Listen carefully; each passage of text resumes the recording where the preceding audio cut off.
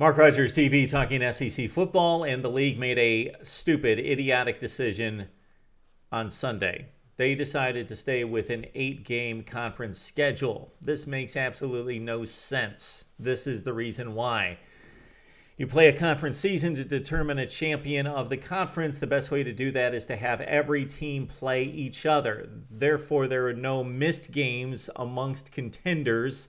Therefore, everybody's got the same schedule. It's actually done the best in the league that does not have a championship game, which is kind of ironic. The Big 12 is right now doing it best. After expansion, the Big 12 down to 10 teams, and they've got a 9-game conference schedule. So everybody plays everybody. So at the end of the season, when the champion is decided by wins and losses in the Big 12 conference, nobody's got any gripe because everybody's played exactly the same schedule. 9 games against 9 opponents.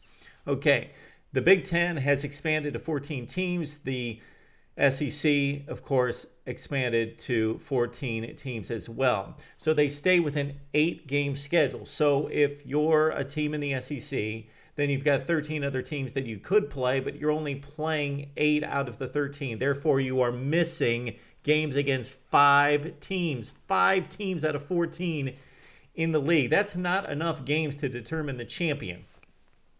Unfortunately, because of expansion, we've got too many teams in these leagues. Therefore, you can't play everyone. That's unfortunate because that's the best model, to play everybody in the league. Okay, the next best thing is to play as many teams as possible, number one, and then also to make the schedule as fair and balanced as possible. That also does not exist in the SEC. We know that in the SEC that the Western Division teams all play one another. The Eastern Division schools all play one another.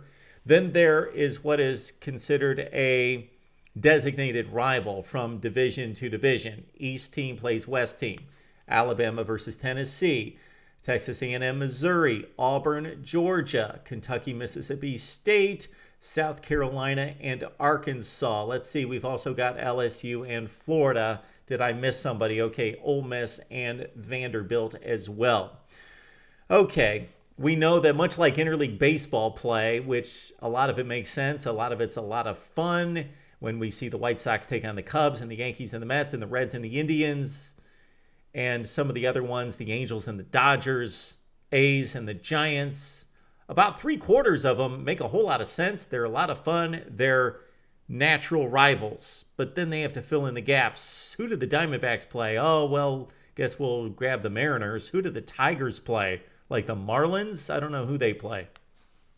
Okay.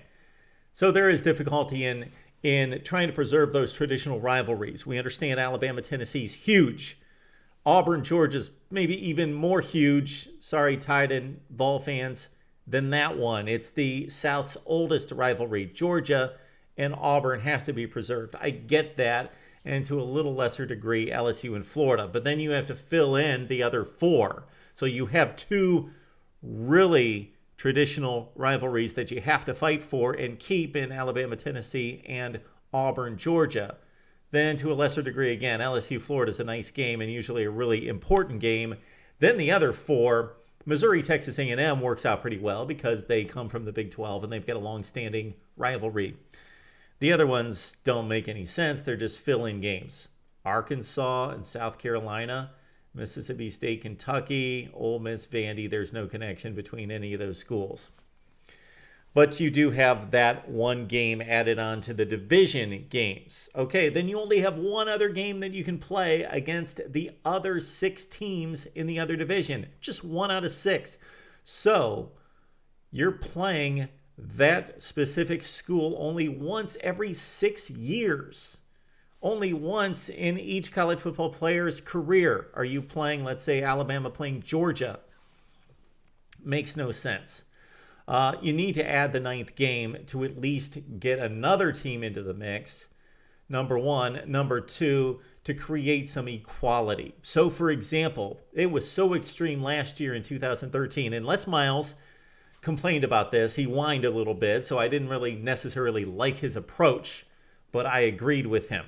Going into the 2013 season, Alabama and LSU playing in the same division had the same schedule for 6 out of the 8 games. But the 2 different games were Alabama playing Kentucky and they were playing Kentucky, and Alabama also played Tennessee, of course, their natural rival. Okay, for LSU, it was Florida, and it was Georgia.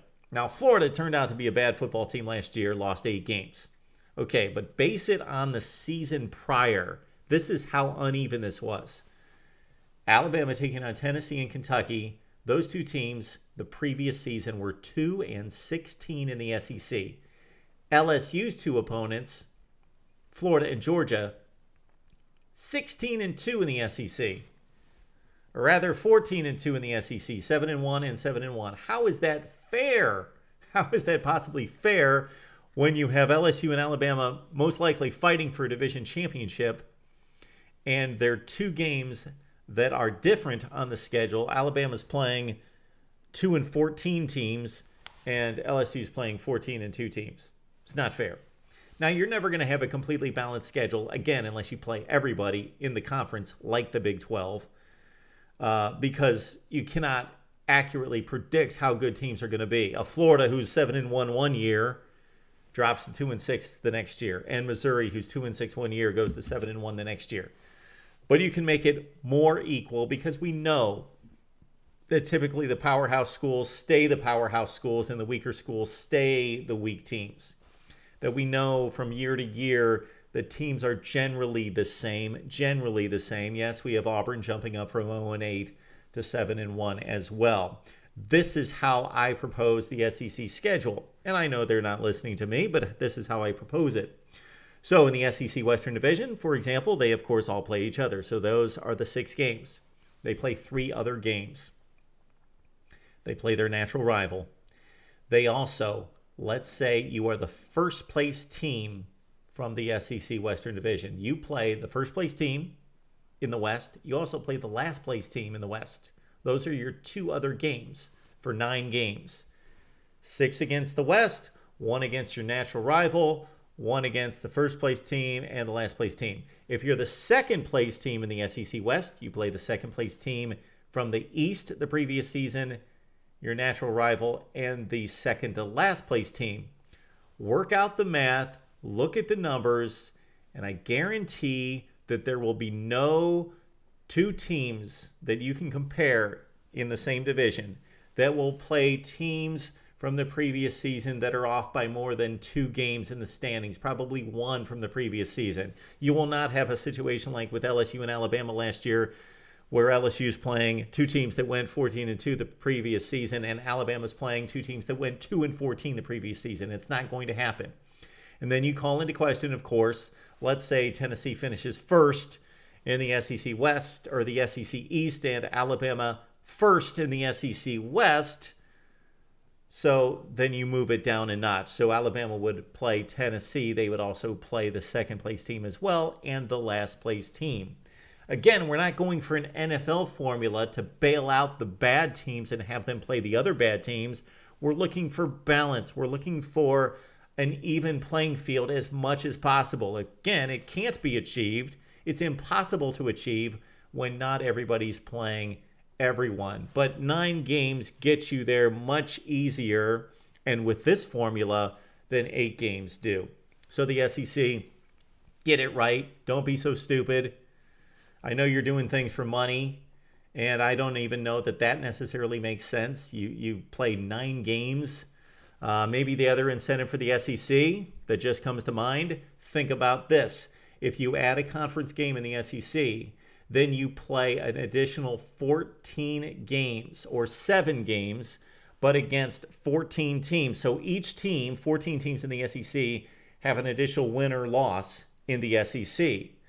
So basically those games are won and lost. So you add a 7-7 record, 7 wins and 7 losses to those 14 teams in the SEC, instead of playing another cream puff out of conference and winning easily 12 of the 14 games, maybe 13 of the 14 games. Instead, you're adding 7 wins and 7 losses to all the teams in the SEC. Make the conversion. That makes it more difficult for the SEC to add another team to the 4-team college football playoff if you add 7 more losses to the conference. That could be a thought as well. Mark Rogers TV on college football. In this particular video, the SEC scheduling. Would love to hear what you have to say about the move to stay with the 8-game format within conference play. Again, right here on Mark Rogers TV.